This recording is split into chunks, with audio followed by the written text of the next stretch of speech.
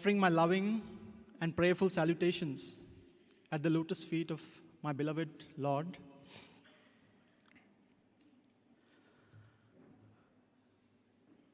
Esteemed Dr. Narendra Reddy sir, Chakravarti sir, Dr. Ravindran, Ramakrishna sir, Dr. Bill Harvey, esteemed elders, and my dear brothers and sisters.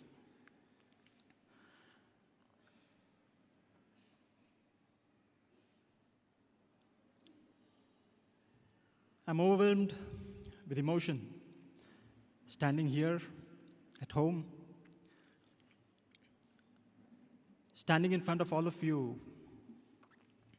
young aspirants, being a co-aspirant along with you, in a place so surcharged with memories, in a place pulsating with divine grace, with divine love. And as I stand here, a million memories crisscross within the head. And I see myself 20 years back as a youngster dancing in front of Swami right here and Swami sitting here. We had come here for a Shiva Tandava rehearsal. I was supposed to be dancing as Lord Shiva, and there was Bhagwan sitting there facing that side, and I was performing the dance right in front there. And there was a beautiful step in that dance, in the Kuchipudi style, where I was supposed to put my hand forward and one leg, take a very long stride and drag my back, the foot on the back. I was supposed to drag it and put it front and then drag the other foot. That was a dance step that the teacher had taught us. And we used to practice in the dining hall there, which had a very smooth surface, and we used to practice that very well. And we did the same step here. And after that step, I was panting and huffing, and I came closer to Swami, telling that, okay, Swami, we have done the rehearsal. What is Swami's comments? With a lot of anticipation, we came close. And Swami said, Chudu Bangaru, back foot drag nahi kar sakta, lift karke rakh sakta hai. He tells, don't drag your back foot, lift it and keep it. And I was elated that Swami has spoken to me. And the thought, the instruction from Swami registered in my mind, and I said, yes, Swami, I will do that. And I was panting, and I went and stood in the front, all sweating profusely, and I felt that my feet are all wet. And when I looked down, I felt that all my toes had got bruised. They had all actually skinned, and all my toes were bleeding. It was only after after I went back that I realized that my feet were bleeding. Even before the neurons of my own body could send the message to my head, there was Bhagwan already telling me that don't do that step, you will hurt yourself. This is a very warm memory of Bhagwan telling or teaching me, giving me a personal experience of how very close he is to all of us. Another wonderful memory, a very humorous, hilarious memory, is of Bhagwan sitting inside this D, as we call it, where the current projector is lying, and the outside D had come much later, and Swami was sitting here, and there was a beautiful program that was going on. Here on this stage, the school children of Delhi had come. I was sitting next to Swami at his lotus feet, and because I'm sitting down, I cannot face the stage. I used to face diagonal. I used to be seated facing that way, and I could see only this half of the stage. Whenever I used to turn my head, looking at Swami first, and then looking at the stage to see to get the bearings of where things were. And all of a sudden, I could hear laughter from behind. And I looked at Swami, and Swami was red with laughter. He was not able to control his laughter. He's with a handkerchief, he's trying to smother his laughter. And I was wondering what's happening, nothing happening on the stage on this side. And I looked the other side, there was one small child, and there was a beautiful dance going on, and this small child of around 4, his pajama had come loose and it was around his ankles. And in spite of that, this boy was continuing to dance, in a very innocent way. And the moment I saw that, I could not stop laughing, and I kept my head down, and looking at Swami, I started laughing. And when I was with my head down, I suddenly got a pat on my head, a very tight pat on my head, because I found out that because I am laughing more, Swami is not able to stop his laughter.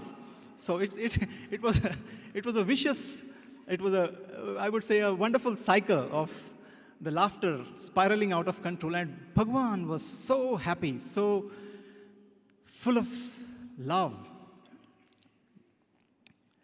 These are memories. These are memories of love.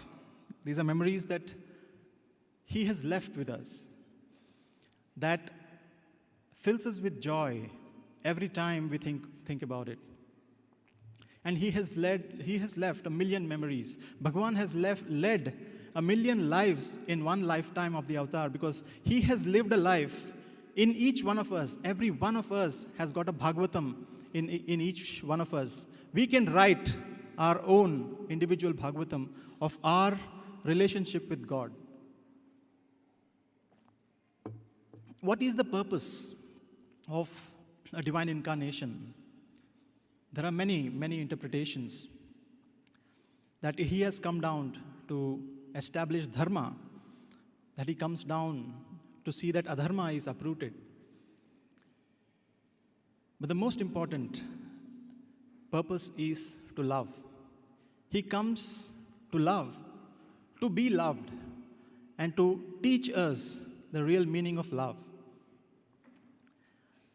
I was thinking about, really thinking deeply about the word love, and because of being in the internet age, I Googled the word love.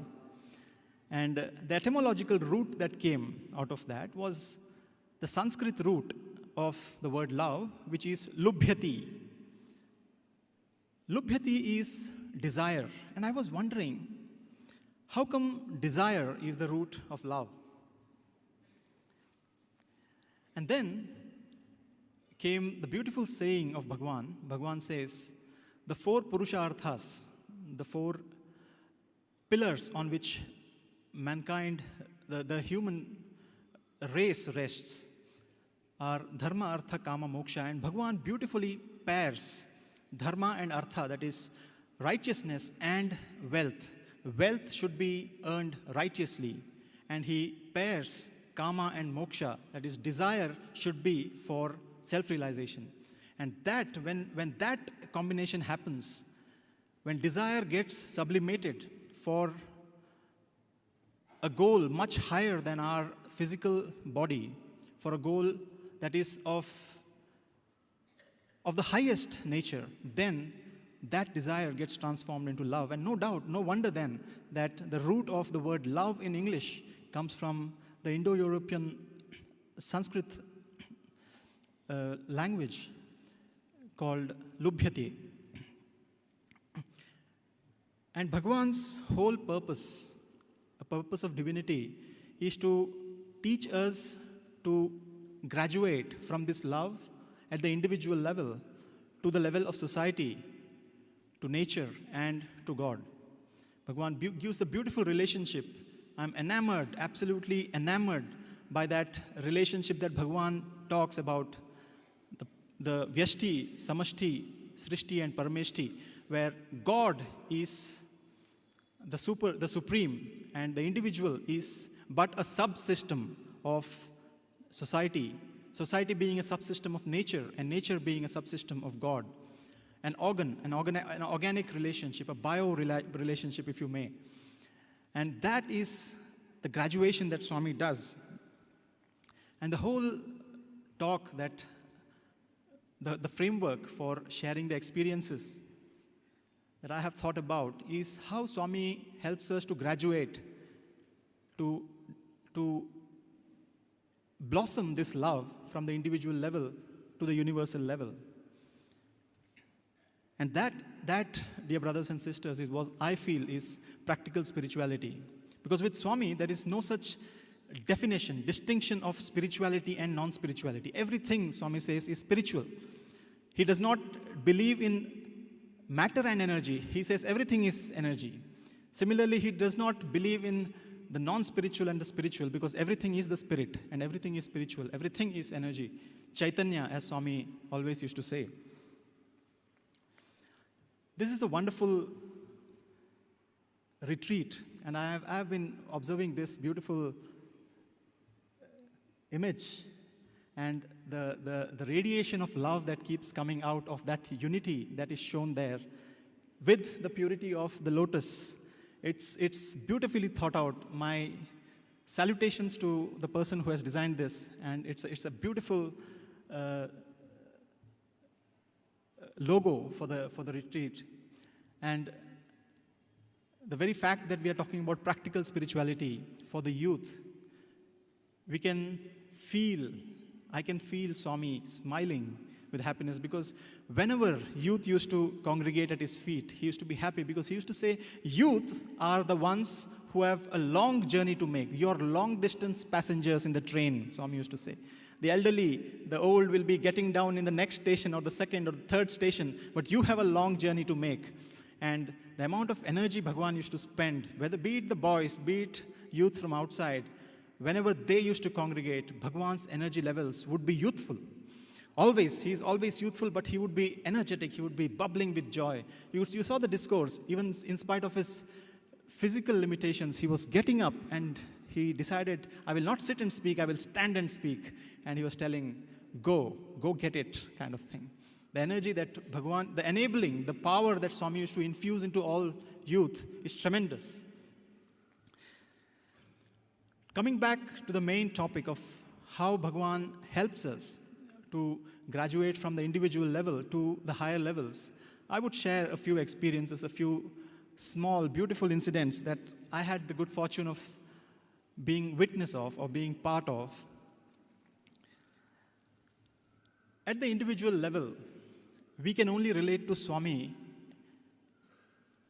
with respect to some relationship, which a relationship that we are used to in our physical world, either as a mother or as a friend or as a guru. And that relationship, Bhagwan keeps responding, keeps reciprocating. And that is why the moment he sees you, oh ho, kabhi aaya, kaisa, kabhi jata hai, kya program, all these small talk with Swami. Used to be the way he used to bond with the new people, with the new in the sense of this physical one-to-one interaction, but with Swami always used to say, it's not just this janma, our relationship it goes back to many, many lifetimes. But that small talk, that small interaction that Bhagwan used to have, used to make the heart flutter. We used to wait for a glance, wait for a small indication, a small lift of the eyebrows. And for those who would be close to him, who had the good fortune of serving him, who had the good fortune of cooking for him, especially the ladies, they used to always keep listening to the same, I wouldn't say complaints, but the same kind of talk about how the brinjal has not been boiled properly. The small talk, which now, when you look at it, when we listen to the grand old lady, Mrs. Ratanlal, talking, that these memories which she has in her heart, with which she fondly remembers Swami, with which she is bound to Swami, because of that relationship of the brinjal not having boiled properly, or there being too much salt in the sambar. See, these are the physical relationship which bind us to God, bind us to divinity, which is otherwise incomprehensible to the human mind. To make that incomprehensible eternal, infinite, to something that is comprehensible, tangible, is the reason for Bhagwan's for God's descent. And then there are Bhagwan's small pranks, which bind the youth to him. I was at the receiving end of some of these pranks, and there was once, I have narrated this earlier, but I love to narrate this. There was once a small box that had come to Vrindavan, and it had come by the courier, and it was lying on the upper story of Vrindavan. And as Bhagwan was coming from, he had finished his interviews, and he came into this storeroom and told, "What is that box?" I told, "Swami, I have not opened it." "Open it." And I opened the carton box, removed one flap. There are two flaps to the carton box. I opened one flap, and I saw there were pickle bottles. There were bottles of pickle. And I picked out one and showed Swami, "It's Urgai, Swami, it's pickle." Swami told, "Open." I was opening it. Swami told, "Be careful, your shirt will become red." Monkey mind, youthful mind, always chattering. And I thought to myself, "Swami, do you think I am that careless?" Just a thought in the mind. And I was very, very carefully opening the pickle, and I showed it to Swami. Swami told it, "Bring it closer." Swami smelt it. Told, "Petko." Told, "Keep it." I took the pickle back, I closed it, and I kept it back into the box. And Swami went to the dining hall. I went behind Swami. Still the monkey mind wagging, the tail keeps on looping. And I was thinking, see, nothing happened. I was careful. Swami finished his lunch, went to his room, came back later in the afternoon, and as if he had played the rewind button, he comes to that same room and asks, "What is that?" I told Swami, "It's the box that we saw in the morning. Open it." I told Swami, "It's pickle. Open it." I told Swami, and I saw that the other flap was not open, so I opened the other flap, and I saw there were sauce bottles there, plastic bottles of tomato sauce. And I removed, Swami, tomato pachadi, I told. It's tomato chutney, because you don't have a Telugu equivalent of the word sauce. So I told Swami, "Pachadi, Swami." "Tervu." Swami told, "Open it." And I took out the bottle. I still remember very vividly. It's a red plastic bottle with a white cap. And as I was opening it, I have seen Coca-Cola, I have seen Pepsi fizzing out like that, but never have I seen tomato sauce coming out like that. I opened it, it comes, and my entire shirt is red. And I am terrified now. Swami is going to blast me. And when I turned, as soon as the thought came, I had a bang on the door. And when I looked back, Swami has fallen on the door, and he's uncontrollably laughing. He's laughing out so loud, and he is wiping his eyes and his mouth with a handkerchief, uncontrollably laughing. And he tells me, just to drive home the point, so that the thick head, the thick skull of mine does not miss the point, he drives home the point. In the morning, I did not tell you that there will be pickle on your shirt. I said your shirt will become red. So there you go.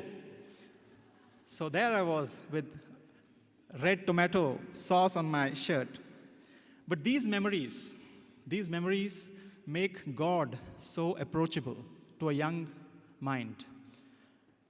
It bonds the young mind to divinity, to a friend who is approachable, who is there to guide you, who is there to continuously take you one step at a time. And when Swami says, "Don't follow me, don't go in front of me, but walk with me," he does mean it. He means that. Be a friend to him.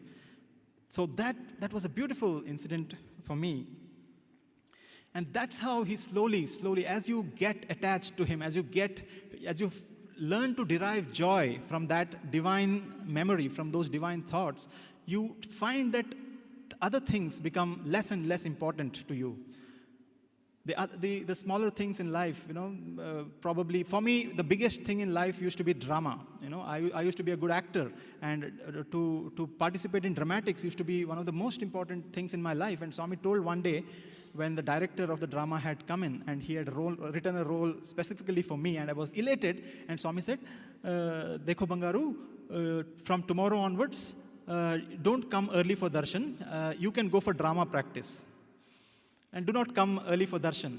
Earlier, I had this good fortune of coming early for darshan and spending a few minutes at the lotus feet. And Swami told, you go for drama practice and do not come early for darshan. What do you choose? What do you choose? Choose God or choose the drama? And this drama of God keeps going on. So, and as you keep making choices, as you keep choosing God over your Sunday movie, or as you keep choosing God over your football match on Sunday, and you choose the seva instead of the football match, you choose seva over the Sunday evening movie, then slowly you keep weighing things and how some things start getting more important in life and other things start losing its importance. So this is how God keeps working. And then he slowly, as the mind expands, as we start thinking about widening our horizons, Bhagavan takes us to the level of the society, to think about others, to bring in that beautiful word called empathy. The very definition of spirituality is empathy, to be able to feel what others feel, to be one with their thought, one with their feeling, empathy. And that was so beautifully brought to me in an incident from Bhagavan that included my mother. And there was a period of time where I used to be very, very tightly held up with work. And when I was we were here in Purnachandra, and the work was, we used to be loaded with work, and Bhagavan always keeps us on our toes. And I never had any time to go and meet my mother when they had come for one of the festivals. And they had stayed here for 7 days, and all those 7 days, there were too much of work in the office, and then I had to rush back. I could not get time to go and meet my mother. And on the day of their departure, I had gone and met them, met mother, and mother started crying, telling that, why is it that you don't come to meet me? Why is it that you don't come to meet me? Why is it that you are going away from me? So that's the mother's agony, the mother's heart crying out. And I was already making the choices, choosing God over everything else. That was how my mind was going. It's the individual thing that I want only this. I am focused, that kind of a thing. And I was continuously making my choices. And I told mother, I started giving a discourse to my mother, saying that, Mother, you should not have attachment to your son. You should have your attachment only to Swami. And so that's the relationship that you should have with Swami. Why are you getting attached to me? And a very, very good spiritual discourse started over there. Father joined me, and mother, who was crying, became even more despondent. And I came back to Swami all bloated with thoughts, telling that, okay, now I have made my mother wiser. And I came to Swami expecting a pat on my back. And I told Swami, this is what I told mother. And Swami blew up. Swami burst out telling, Buddhi ledu niku. You have no sense. You do not have common sense. How dare you tell your mother that she does not have right to love her son? It is the right of a mother to have attachment to her son. Go and tell your mother right now that this is what Swami has told. I dilly-dallied. I told Swami, they might have already left. Are you going to go or not? I jumped out of there and ran. And I told my mother, telling that this is what Swami has said, that an individual who has stayed for 9 months in a womb, what right does that person have to tell that the mother cannot have attachment? What is that arrogance in you that you can say that your mother cannot have attachment to you? This is the beautiful balance that Bhagavan teaches us. This is the balance that Bhagavan teaches between vairagya and softness of the heart, detachment without being hard-hearted. Normally, when people go into the spiritual path, they tend to become hard-hearted, telling that I will stonewall my heart from all suffering. I will barricade my heart from all attachment. But to be approachable, to have a heart that melts at somebody else's suffering, and at the same time being aloof. How do we strike a balance? How do we strike that balance is what only divinity can teach us. And that is exactly what Bhagavan was trying to teach this young mind. And then when it comes to society, another beautiful aspect of the love becoming encompassing, becoming inclusive, is another incident that is very, very deeply etched in my mind. We were in the Yajur Mandir, and we had started playing the Radio Sai in Swami's bedroom.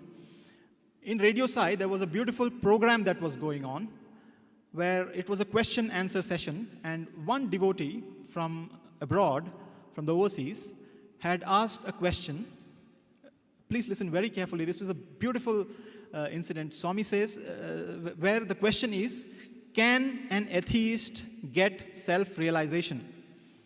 This was the question that was put up, and the person who was answering was giving a very, very beautifully thought-out, rational argument about how, though people are atheists, they may have a very, very big heart. They may have lived a life of virtue. They have lived a life of service.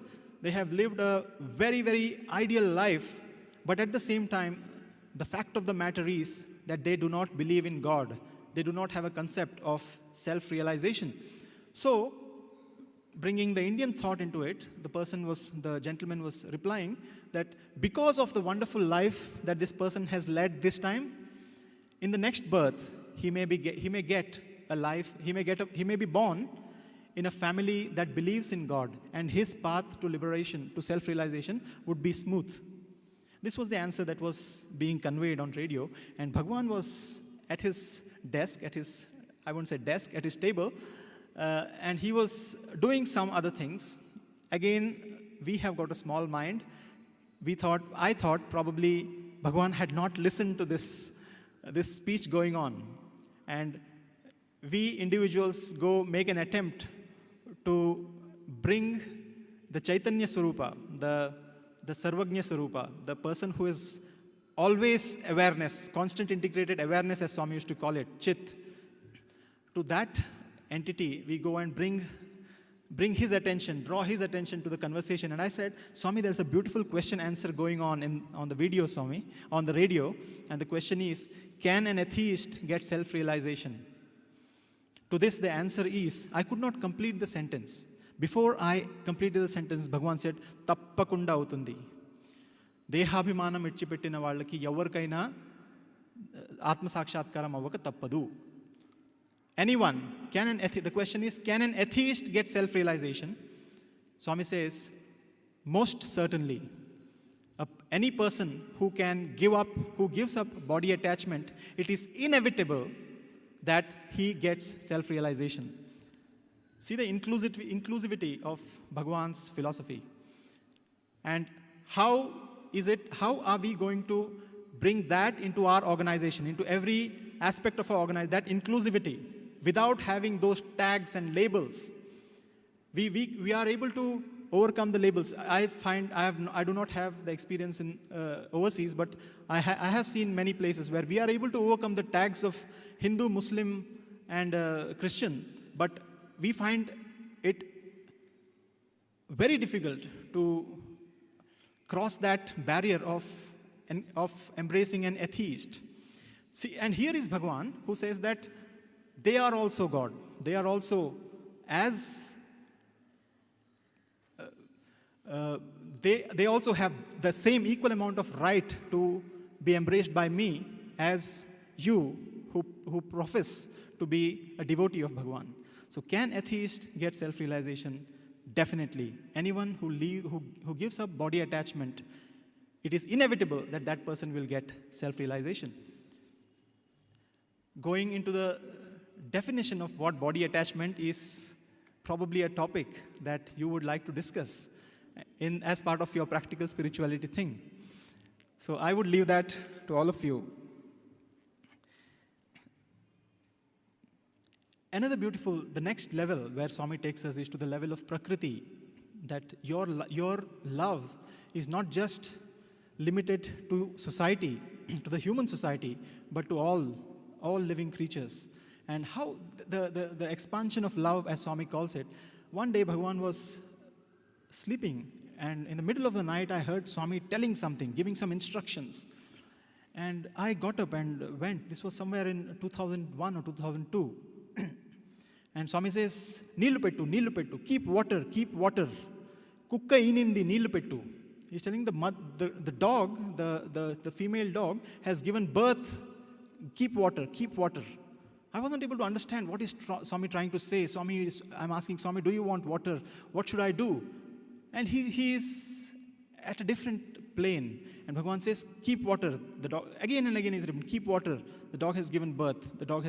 Keep water.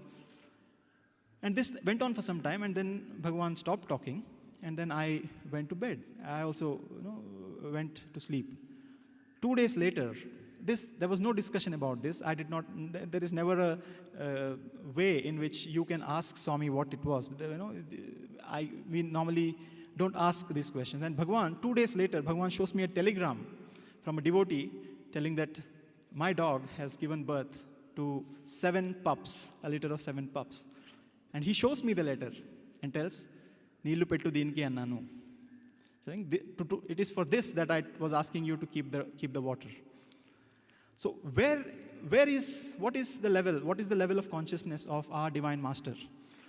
And if he keeps telling that you are like me, that our aspiration is to be like him, then what should be the expansion of our consciousness? What should be the all-embracing nature of our love? We need to think very, very deeply on this. The whole program of sealing on desires that Bhagavan has given is for sustainable, is what is being spoken about today as sustainable living. The vision that Bhagavan, the vision from which Bhagavan springs forth his teachings are of a very, very high nature. It is not just sustainability for our sake, but out of love, because it is out of love for nature. It is the love for our own self that we need to. It's not nature preservation, but self-preservation. Self with a capital S, not the individual small self, but being part of nature. How can we bring our love to that level is another area which has got tremendous amount of practical implications as to what we can do. One of the things is Bhagavan always keeps talking about is the vegetarianism aspect. And we talk so much about racism. We talk so much about not being a racist. I think we should bring in the concept of speciesism also, that we are only worried about our own species. A racist is worried only about his race, and we condemn that. But we as a human species, when we are thinking only about our own species and herding cattle, herding goats for slaughter, herding pigs for slaughter, are we thinking about our own species only, is a thought that comes very, very practically out of this teaching of universal love for nature. I would like boys, our brothers and sisters, to deliberate on this if you feel that it is relevant to this evolution of this expansion of our love to include other areas. And then, finally, expanding our own love to encompass the universal Lord himself, the Vishwarupa. A thought that Bhagavan had very, very strongly imprinted on my heart very early in my interactions with Bhagavan. It was my second car journey with Bhagavan. Swami had called me for a small drive in Vrindavan. And I had sat in the car. I still remember I was on the left side, Bhagavan was on the right. And 3-4 minutes out of Vrindavan, when we were going on the road, Bhagavan suddenly turned like that and asked, "Kya dekh sakta hai? What do you want to see?" I did not comprehend the question. And I was looking staring blankly at Swami. What should I answer? He said, Swami asked, do you want to see Rama? Do you want to see Krishna? Then the impact of that question hit me. Here is Swami giving me an option to see him as some other form. And from the one side, the thought keeps telling, this is your chance, Satya, you ask. And the memory brings from what we have read. Thank you. That Hislop, the great John Hislop sir, had got the chance of seeing the blue form of the Lord in the car. And that thought flashes back in the memory, and one side says, ask. The other thought, the heart says, why do you want to see anything else? You're seeing the beautiful form of the Lord. What more do you want to see? So the manthan, in the Indian mythology, they talk about the manthan, the churning of the ocean of milk. What shall I ask? What shall I not ask? And I say, no, Swami, I don't want to see anything. Bolo da, Swami is saying, ask, what do you want? Tell me. I told Swami, nothing, Swami. Rama dekh sakta hai. Do you want to see Rama? Do you want to see Krishna? I said, no, Swami. Old man dekh sakta hai. Do you want to see the old man? He referring to Shirdi Baba. I say, no, Swami. Then he asks, do you want to see Narsimha Avtara? No, Swami. Immediately. Very, very clear answer. Very, very certain about that. No, Swami. And then Swami smiles. You tell. And he's coaxing. I keep telling no. And then I think that let me take a gamble. This is my chance. So I tell Swami, Vishwaroop dekh sakta hai. I want to see the Vishwarupa. The moment I say that, Swami, who is sitting like this and coaxing me to ask, he goes back on the seat. He sits back, puts his hand out. He shows the window outside there. No? He shows the window of the car and shows the fields and says, Roj dekhta hai, samajh mein nahi aata.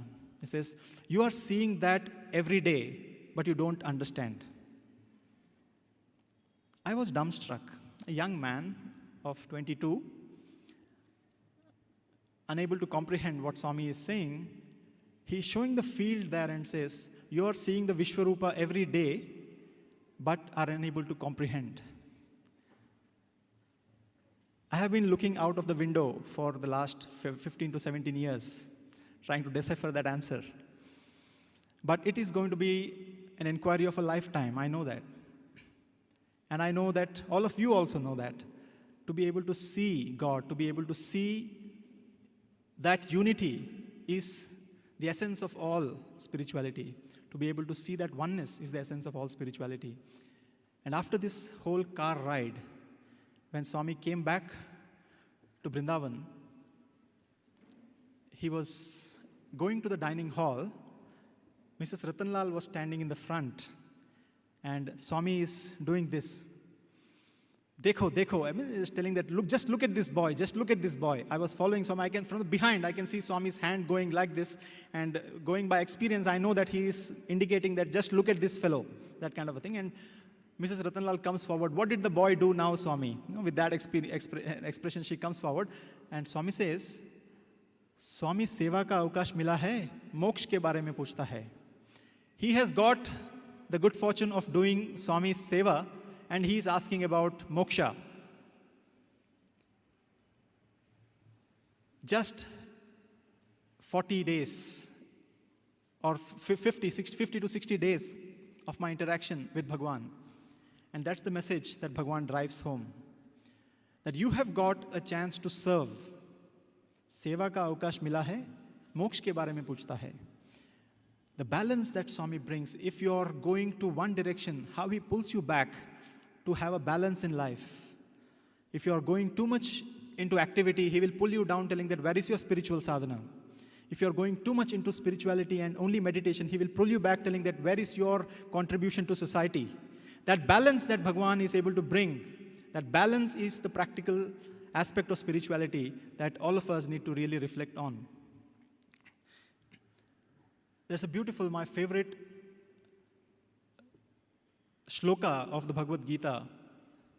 I had found it when I was reading it, and I really found that as the essence of Bhagavan's teachings, it says, Yehi samsparshaja bhoga dukkha yonahe evate adyantavantah kaunteya nateshu ramate buddha shanknoti haivayah shodum prak sharire vimokshanat kama krodho dhavam vegam sayuktah sasukhi naraha.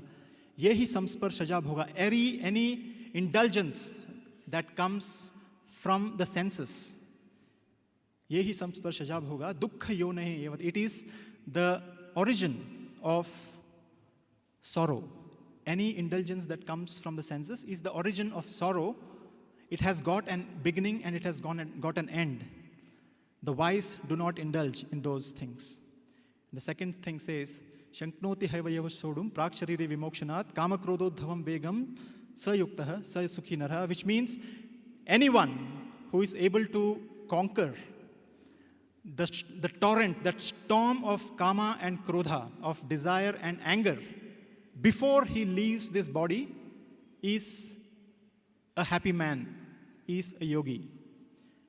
These two shlokas form the essence to a great extent of what Swami has told, that do not go after the ephemeral. Have longing for that which is eternal, and have a control on your anger and your senses.